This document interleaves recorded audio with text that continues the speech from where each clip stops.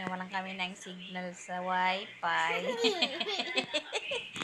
Kaya nanahimik si Jarwin. Hi.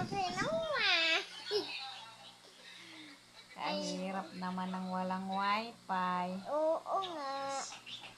Nakaka-boring. Walang mapanuuran. Ay, nakakain. Kaya matutulog na lang kami ni Jarwin. Hi guys. Mga may guys.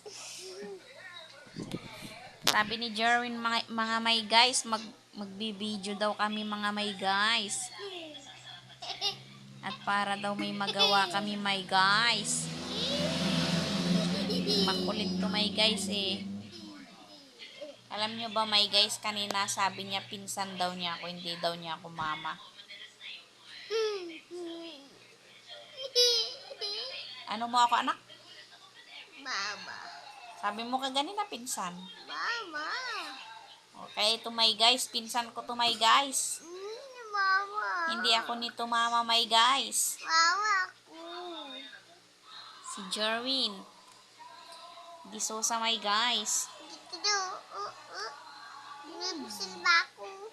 Nakakagigil ito my guys oh. Ang kanyang ngipin hiwa-hiwalay oh my guys. Oh, ayan. Diba my guys? Ay nako, ang globe na yan. Kahirap-hirap ng signal. Ba't ba naman nawalan ng signal sa wifi my guys? Nagis. Nagbablog pa kami ni Jennifer. Ano sabi ko sa'yo my guys eh. Jennifer talaga. Si Jennifer daw ako my guys. Hindi ako ang kanyang ina my guys. Galing na. Tapos nga dyan anak, may gasgas yung aking ano. Mama kita ma. Magasgas to. Mama Mahapdi kita. to kagabi. Ha? Mahapdi to kagabi. Bakit?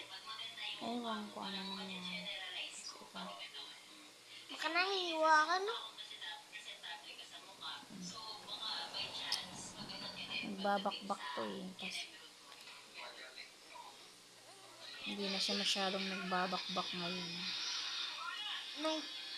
Ang technique pala may guys sa ano ng ano ba tawag dyan na radio, hindi kailangan ikuskus ng ikuskus kasi pag kinukuskus mo mas lalong nagtitrigger yung ano na yun, para ba siyang nagagasgas. Pag nagbabalat na ano na siya yung mahapdi pag nilalagyan ng toner. Kaya dapat pala damp pa ano lang yung damp laang. Ganyan lang, hindi pwedeng ganun kasi mahapdi. Mama ko. Yung unang lagay ko ng toner kahapdi ng mukha ko, pero ngayon hindi na kasi parang natutunan ko na siyang gamitin. First time ko kasi mag-toner my guys. Masarap mag-vlog, diba? Kaya Masarap ng vlog, diba? awa ng Diyos